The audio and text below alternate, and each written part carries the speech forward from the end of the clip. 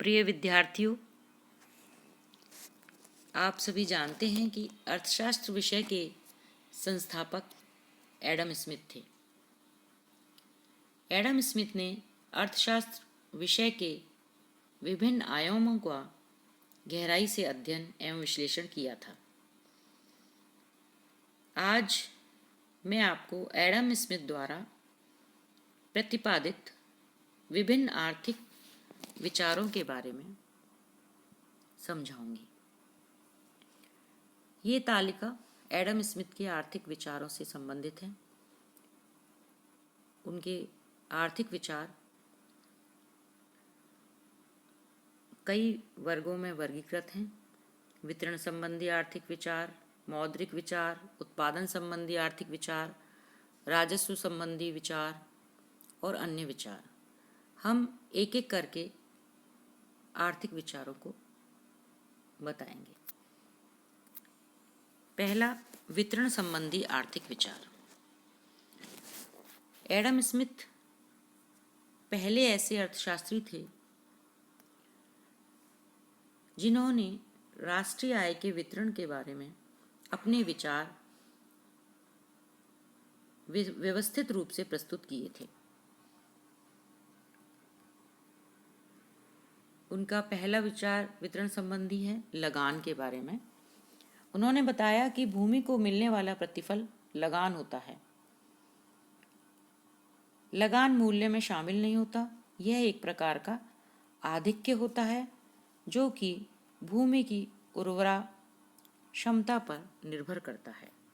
दूसरा लाभ, उत्पादन के समस्त साधनों का भुगतान करने के बाद जो प्रतिफल प्राप्त होता है वह लाभ कहलाता है। लाभ पूंजी की मात्रा पर निर्भर करता है। लाभ की मात्रा कम या ज़्यादा होती रहती है, यह निश्चित नहीं होती है। दूसरा, नेक्स्ट, मजदूरी। मजदूरी के बारे में उन्होंने बताया कि यह उत्पादन का एकमात्र सक्रिय तथा सबसे महत्वपूर्ण साधन श्रम को मिलने वाला प्रतिफल है। उनके अनुसार श्रमिकों के जीवन निर्वाह व्यय के बराबर उन्हें मजदूरी दी जानी चाहिए। मजदूरी एक ऐसा मूल्य होता है जो श्रमिकों की मांग एवं पूर्ति के द्वारा डिटरमाइन होता है। नेक्स्ट है ब्याज। एडम स्मिथ ने ब्याज के बारे में बताया कि यह पूंजीपतियों को इसलिए दिया जाता है क्योंकि वे पूंजी का स्वयं उपभोग नहीं करके उसे अन्य व्यक्तियों को उपयोग करने के लिए देता है। हालांकि एडम स्मिथ के विचार ब्याज के बारे में ज़्यादा स्पष्ट नहीं थे। नेक्स्ट है मौद्रिक विचार। एडम स्मिथ ने उत्पादन तथा वितरण के क्षेत्र में अत्यंत महत्वपूर्ण विचार प्रस्तुत किए। इसके अलावा उन्होंने मुद्रा के संदर्भ में भी अपने मौलिक विचार दिए थे। पहला, मौद्रिक विनिमय। एडम स्मिथ के अनुसार मुद्रा ही वस्तु विनिमय की सभी कठिनाइयों से छुटकारा दिला सकती है क्योंकि मुद्रा के माध्यम से वस्तुओं का क्रय विक्रय आसान हो जाता है। दूसरा, मुद्रा का महत्व। एडम स्मिथ ने के अनुसार मुद्रा का आविष्कार मानव जाति के लिए किसी वरदान से कम नहीं है। मुद्रा के कारण ही समाज में व्यापार व्यवसाय, मुद्रा का संचय, पूंजी का विनियोग आदि संभव हो सकता है।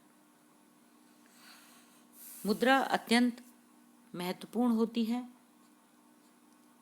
लेकिन स्वयं मुद्रा को एडम स्मिथ अनुत्पादक मानते थे। उत्पादन संबंधी आर्थिक विचार। इसके अंतर्गत श्रम विभाजन के बारे में उन्होंने बताया कि श्रम विभाजन एक ऐसी व्यवस्था है जिसमें सामूहिक सहयोग के आधार पर उत्पादन होता है। इसके कारण उत्पादन के क्षेत्र में विभिन्न लाभ प्राप्त होते हैं।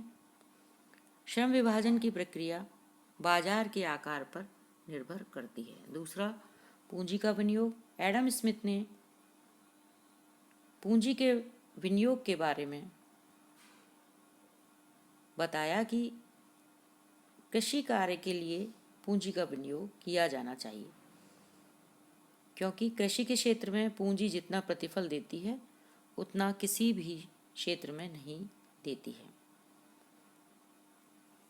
कृषि के पश्चात शेष पूंजी को घरेलू व्यापार तथा उसके बाद विदेशी व्यापार में विनियोजित करना चाहिए। तीसरा, पूंजी का निर्माण। एडम स्मिथ ने उत्पादन के साधन के रूप में पूंजी का महत्व स्वीकार करते हुए पूंजी के निर्माण को अनिवार्य बतलाया था। उनके अनुसार देश में आर्थिक क्रियाएं पूंजी की मात्रा पर आधारित होती हैं। पूंजी उत्पादन का आधारभूत साधन है। नेक्स्ट, श्रम का महत्व।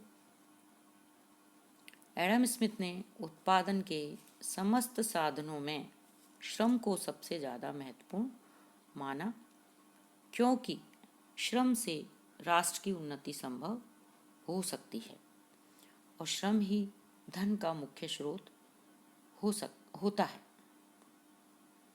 कृषि के अतिरिक्त विभिन्न क्षेत्रों में सभी वर्गों का श्रम महत्वपूर्ण होता है। नेक्स्ट, जनसंख्या के बारे में उन्होंने बताया। एडम स्मिथ ही पहले अर्थशास्त्री थे जिन्होंने देश की जनसंख्या को एक शक्ति के रूप में स्वीकार किया। उनके अनुसार जनसंख्या की मात्रा तथा देश में उपलब्ध प्राकृतिक संसाधनों के मध्य एक संतुलन होना आवश्यक है। उत्पादन की लागत। एडम स्मिथ के अनुसार किसी वस्तु का मूल्य तय करने में वस्तु की उत्पादन की लागत निर्णायक होती है, क्योंकि उत्पादन की लागत के आधार पर ही वस्तु का मूल्य अधिक या कम हो सकता है। नेक्स्ट, राजस्व संबंधी विचार। एडम स्मिथ द्वारा प्रतिपादित विभिन्न विचारों में सबसे ज़्यादा सफल एवं चर्चित राजस्व संबंधी विचार माने जाते हैं। विशेषकर उनके करारोपण संबंधी विचार अत्यंत प्रभावशाली हैं, जो आज तक प्रचलन में हैं। राज्य की आय के संबंध में उन्होंने बताया कि राज्य के नागरिकों के कल्याण संबंधी कार्यों पर व्यय करने के लिए आय के पर्याप्त साधन होने चाहिए। राज्य को दो स्रोतों से आय प्राप्त होती है, एक राज्य की संपत्ति एवं भूमि से तथा दूसरे राज्य के नागरिकों से कर के रूप में प्राप्त आय। राज्य की आय का सबसे प्रमुख स्रोत करारोपण होता है। उन्होंने कहा कि राज्य की आय प्राप्ति के लिए भूमि पर ही कर लगाना चाहिए। करारोपण संबंधी उनके विचार। एडम स्मिथ ने सबसे पहले करारोपण के लिए व्यवस्थित एवं क्रमबद्ध विचार प्रस्तुत किए, जो इतने अधिक व्यवहारिक साबित हुए कि अर्थशास्त्र में आज तक उनका अध्ययन एवं विश्लेषण किया जाता है।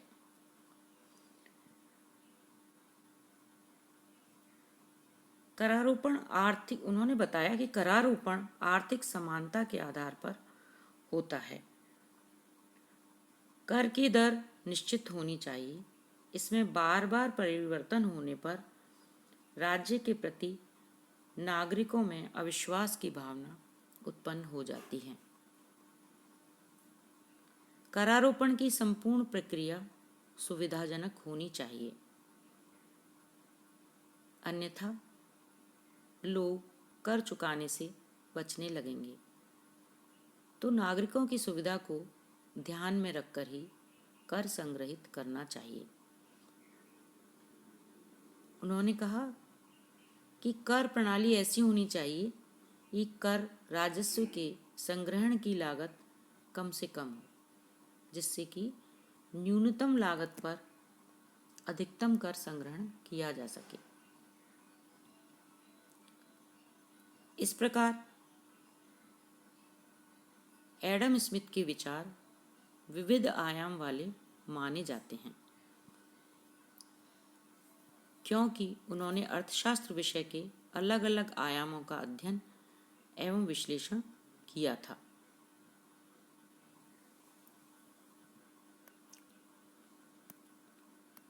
Thank you.